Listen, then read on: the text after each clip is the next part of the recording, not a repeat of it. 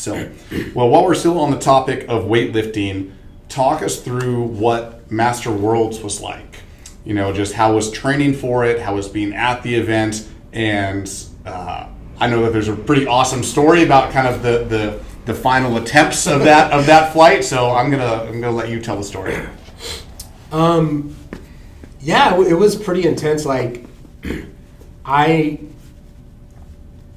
had no plans to retire from weightlifting anytime soon, and a couple of years prior to Masters Worlds, before I had even decided to compete at Masters Worlds, I tore my rotator cuff and had, you know, a good 12, 18 months recovery process, getting into some local meets to like get back into the swing of things.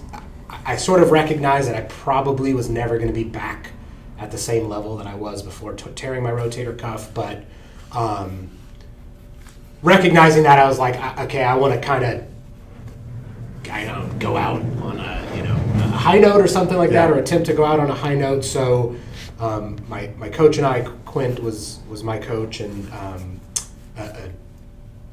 Quint had always been doing my programming, and Neville Chu, who I think you know as well, you and Mira know as well, was doing with some of the programming and coaching as well. We sort of decided, all right, we'll do a local meet, qualify for a Masters national meet. I think I did maybe American Masters or something like that in Salt Lake City, competed there to get qualified for Worlds, and I went through that process. And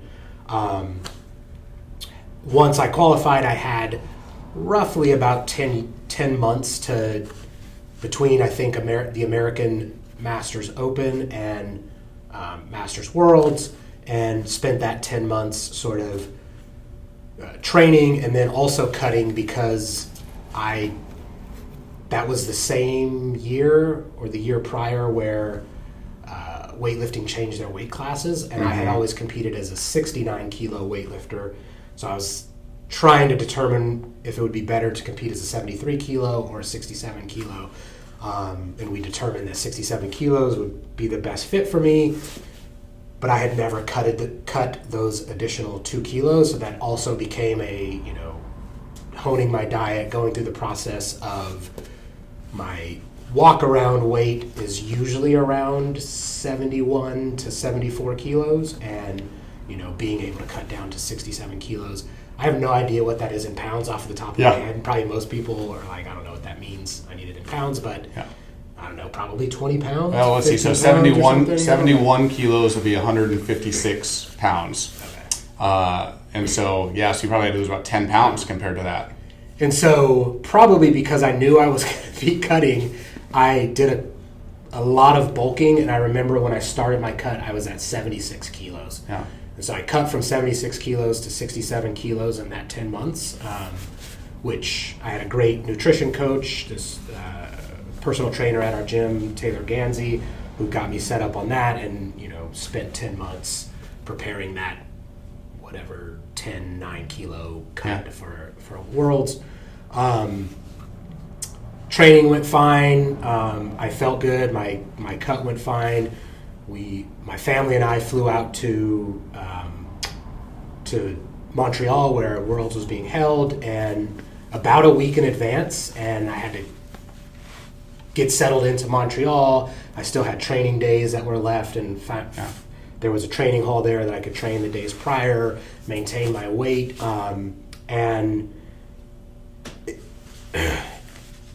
I don't remember being nervous at all. I mean, I really had and I think most of the time that I competed in anything, I really tried to always take I'm going to go out there and try to perform my best, and I know I can perform my best, and nothing else is up to me. If other people perform better than me, they do, and it is what it is.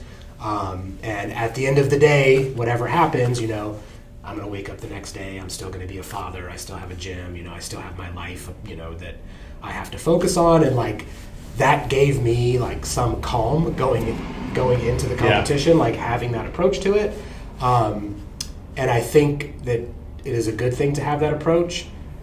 and then the day of the competition happens, and Yep. you know, all of the things that people have competed in anything, you know, or been on the public stage in some way hit me as well. You know, the butterflies, the nerves, am I prepared? Am I going to do this?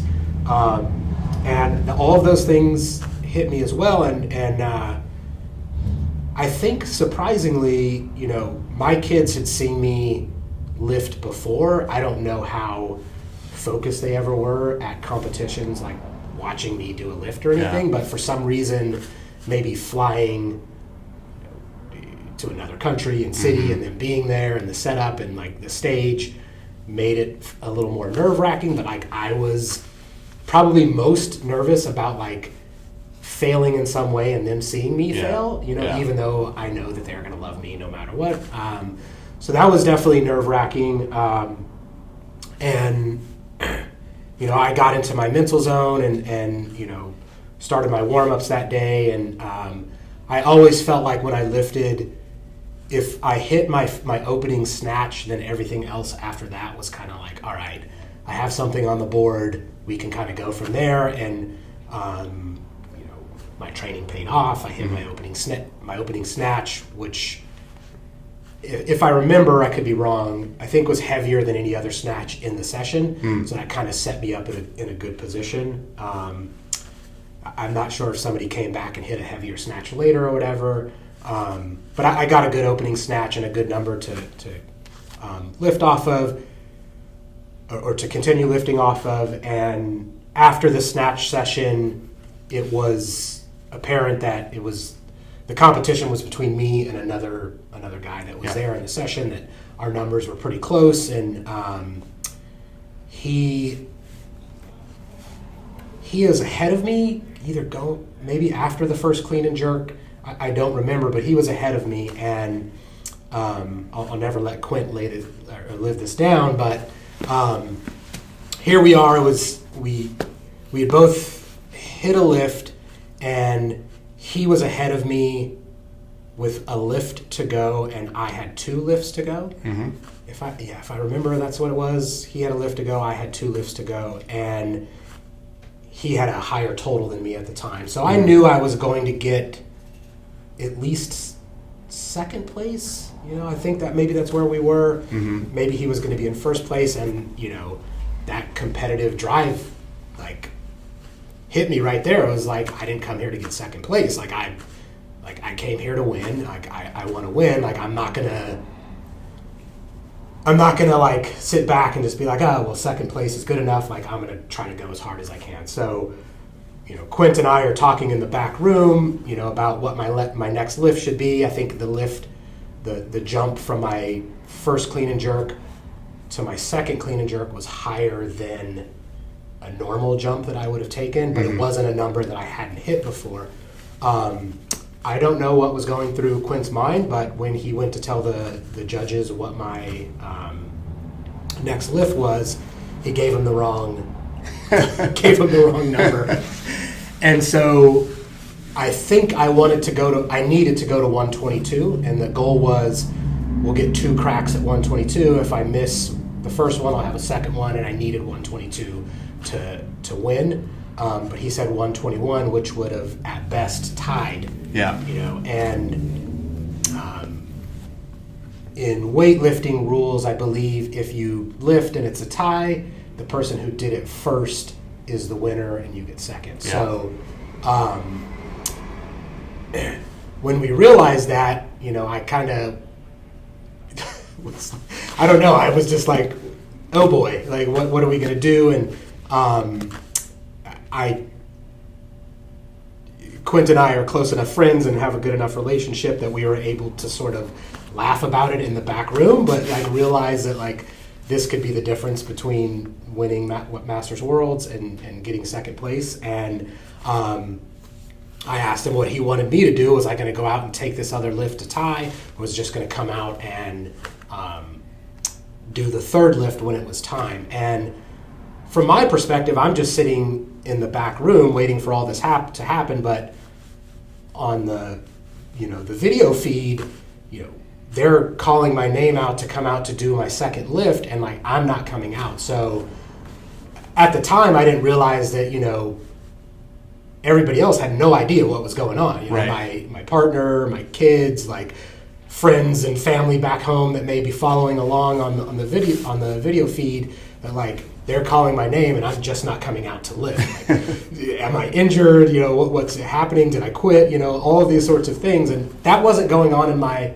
wasn't thinking about that at the time. Mm-hmm. I thought about that later and was like, oh yeah, I guess that could be sort of like what's going on. So the time went through for that to go out, and I think the rest of the lifters in the session were a little confused about what was going on, to include the guy that was in first place at the time. Yeah. And afterwards, I think he realized that he needs to hit a heavier lift than that, and it's just going to be one shot. You either do it or you don't. Yeah. And so I didn't take my second lift at all. When it was time, Quint gave them the next number. They reloaded the bar to a higher lift, 122, I believe it was, or 123. And I went out there and made the lift. And definitely was unsure. I don't even know if I got all white lights. I may have got 2 whites and a red or something, and definitely had some doubt in my mind whether I made the lift, but so it goes. But I did hit the lift, and I'm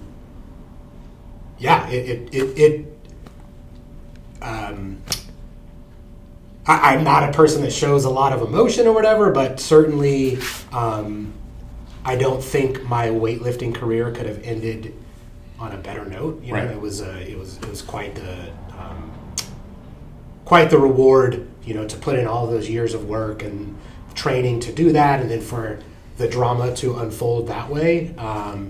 There hadn't been any weightlifting competitions, I think, that I had been in off the top of my head that had as much drama and as much weight behind it or anything. Yeah. And a funny story is, afterwards when I saw my partner and, she was congratulating me, and this is a few years ago, so my youngest Odin must have been like 6 or 7 years, 6 years old at the time, but apparently he was in the stands, waiting with bated breath to see if I could do it, and just said, I don't think he's going to do it. He's not going to make it. And so, apparently he had doubt that I was going to be able to do it, and maybe had some understanding of what was going on or whatever, but I proved him wrong. So, yeah. Awesome. Yeah. That's one of my favorite stories. Yeah. I'm going to do